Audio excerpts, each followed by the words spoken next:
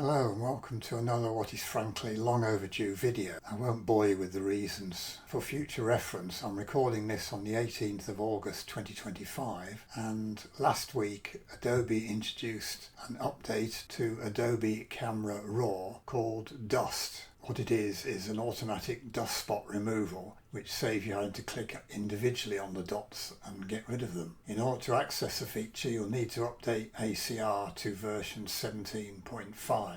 I should also point out that at the moment this feature is not in Lightroom or Lightroom Classic, and as you'll see, it's an early access feature in Adobe Camera Raw, which means it's not yet final. But Adobe obviously considers it sufficiently good to put in the main version of Photoshop rather than the beta version. But I don't expect it will be long before this feature appears in both Lightroom and Lightroom Classic. After all, that's what's happened with the other AI removal tools, Reflections and People. So let's start by seeing how to access this feature and how it works. Here we have a JPEG. All I've done is open up the shadows in the bottom half and then applied a little dehaze to the sky to make sure that all the dust spots are more easily visible. There also appear to be some fingerprints, presumably on the lens. Anyway, the sky is a right mess. Of course, if you open a RAW file in Photoshop, it will automatically initially open in Camera Raw and you can access the dust feature from there. But there are two other ways to access it, which are perhaps slightly more flexible. So to keep it initially simple, we'll access the dust feature via Filter, Camera Raw Filter. Then you go to the removal section, and down here you'll see the new feature Dust, which it describes as early access. And the only thing you can do is click on this apply button, so we'll do that.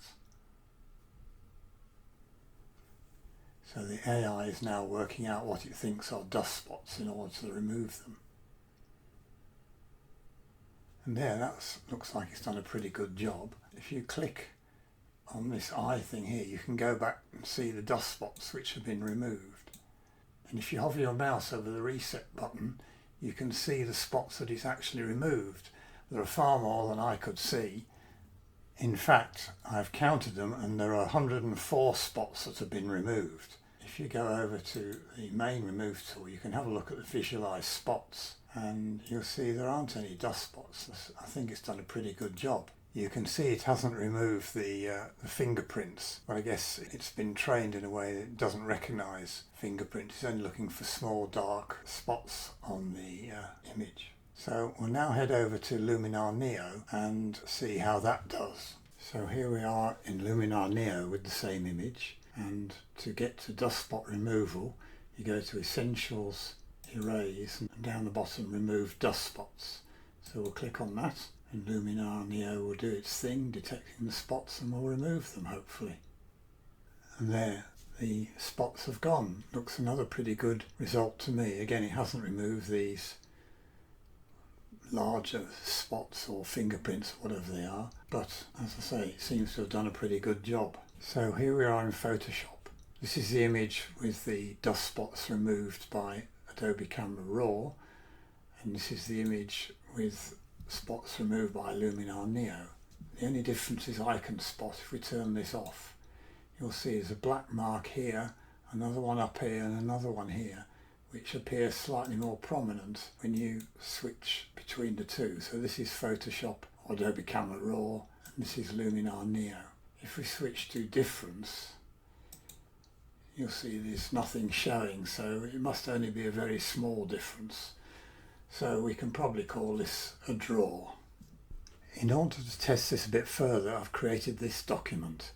And no, these are not dust spots, they're actually paint dabs which have then been blurred. There are in fact 12 of them, 9 dark ones and 3 light ones. There's also a real dust spot here. I'm going to do this on the duplicate layer so we can see the before and after. So on the duplicate layer, Filter, Camera Raw Filter, Removal, Dust, Apply. So we'll click OK. So you now see there are 4 black and the 3 light colour ones are still there. So if we go back it's got rid of the 5 dark ones, including the one down here, but you'll also notice there seems to be some funny change to this spot up here. It seems to have grown 2 ears or something. So that's a mixed result. We probably couldn't expect it to remove the 3 light ones because it's probably trained to be looking for dark spots rather than light ones. So now we'll head over to Luminar Neo and see how that does. So here we are in Luminar Neo again with the same test image. So we go to Erase, Remove Dust Spots. Let's see how this does. So there we are. That's the result from Luminar Neo. In fact, it's done much better than Photoshop. It's removed 11 of the 12, including the 2 light coloured ones, and has left just this one. Maybe it thinks that's the sun or something. It didn't remove the real dust spot, but neither did Adobe Camera Raw. So here we are back in Photoshop to do a direct comparison. This is the original document with my artificial spots. This is the ACR result. You'll see it's got rid of 5 dark spots, 4 in the sky and the one down here, but it's also done something strange to this spot up here. And then this is the Luminar Neo result, which has got rid of 11 and has only left this one light coloured spot. So that appears to be a clear win for Luminar Neo. I don't know if it's a fair test, because maybe there's something in the image data which distinguishes my artificial dust spots with actual dust spots. But on the face of it, Luminar Neo has done a much better job here. So as you've seen, dust removal may have other unwanted effects on the image. So as hinted at the beginning of the video, I want to demonstrate alternative techniques to apply dust removal in Adobe Camera Raw, which enable you to restrict changes to the image that you want to keep. Really, this is nothing more than another example of non-destructive editing. If you want to do truly non-destructive editing, I would always recommend leaving the background layer alone and working on a duplicate layer or layers. To do that, Control or Command J, create layer 1. This is going to be the dust filter, so we'll call it dust, and right click on it, convert to smart object, filter, camera or filter, remove, click apply dust, click OK, and there we have our smart filter with a mask, so we can turn it on or off. The advantage of this, of course, is that if the dust filter had made a change, say down here, you didn't want, you can now just paint it out on the filter, on the mask. Make sure we're painting with black. As a demonstration, I'll click here. So I've now removed the adjustment on that spot, but you can imagine if it was something wrong down here, I would just have painted away the unwanted adjustment. Now let's say we want to apply our dehaze and clarity adjustments in a separate Camera Raw filter. What we can do is duplicate the dust layer, so Control and J. We'll rename it dehaze so we know what we're doing. Then double click on Camera Raw filter to reopen the Camera Raw adjustments. Now we'll reduce the dehaze, increase the clarity, click OK, and now we'll click on the mask. I want to make sure we're painting in black. We've got a brush, so X to reverse the colours, and then we can just quickly.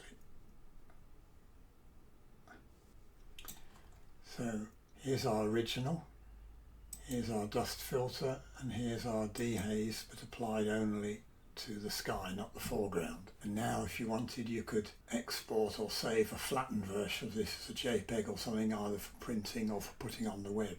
Of course, applying this dehaze Camera Raw filter using a smart filter with a mask is a bit like applying an adjustment within Camera Raw using masking. You can use masking to restrict the effect to a certain part of the image, but certainly for dust you can't apply that through masking in Camera Raw filter. So that's a much more flexible way of applying your adjustments.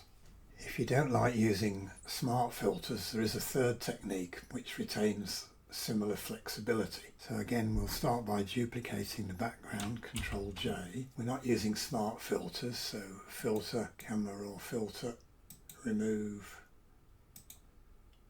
apply dust. OK. So that's our dust removal. Now if you wanted to apply again dehaze and clarity to the sky, what you can do is, instead of going to a smart filter, you go select sky. So now we've got a selection of sky. Again, if you press Ctrl J or Command J on a Mac, you'll see that you've promoted just the sky to this layer. So now you can apply the camera raw filter to direct to this layer. So reduce dehaze, increase clarity. Okay, so again we could label these dehaze, and this one dust. So again we've got equivalent functionality. There's the original image, that's removed the dust, and that's applied dehaze and clarity to the sky. So we've done it without using any smart filters. So you can isolate any area of a layer onto a new layer and then apply the camera raw filter direct to that. So hopefully all this makes sense. I'm sorry it got a bit complicated in certain areas, but hopefully I've demonstrated the new dust removal feature, made a comparison to Luminar Neo, and then discussed some non-destructive editing techniques. I hope you enjoyed the video, and thanks for watching.